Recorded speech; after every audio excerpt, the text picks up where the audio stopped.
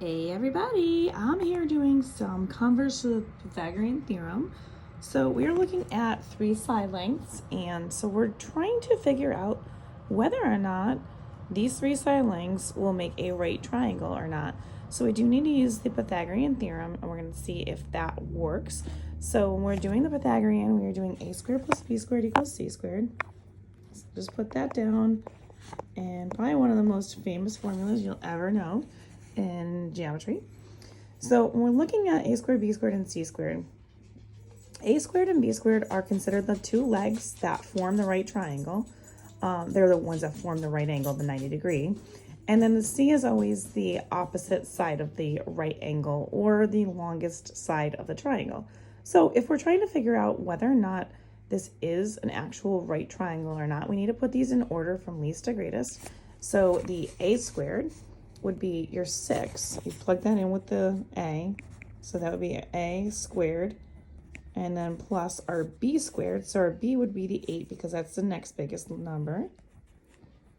And then our longest number is 9, so that would be my c squared. So when I go ahead and I do that out, it's 6 squared is 6 times 6, which is 36.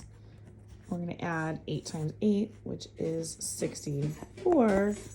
And we're going to see if 9 times 9, which is 81, if those add up together. And when I add 36 and 64 together, they do not add up to 81. They actually add up to 100. So since we have 100 over on this side, we have 81 on this side, they are not equal, which means this is not a right triangle. So this would be not, I'm just going to put not. Whoops. All right, let's take a look at one more. So we've got 8, 10, and 6. So again, if I'm looking at our Pythagorean theorem, a squared, b squared, c squared, we're going to plug those numbers in least to greatest order, starting with that 6.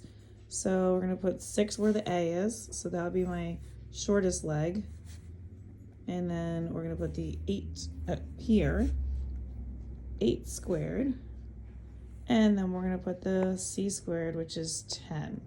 So pretty much the same thing I just had right there, except for instead of 9, it is 10. So we're going to obviously have the same outcome over on this side. You got 36 and 64, which add up to 100. And then over here, 10 squared, 10 times 10 is 100 as well. So because these two check out, they are balanced. They are equal. That means that we have a right triangle here. And if you want more questions like this, you can find them on my YouTube, my Instagram, and my TikTok, YouWantAlgebra. And these are under the Pythagorean theorem section.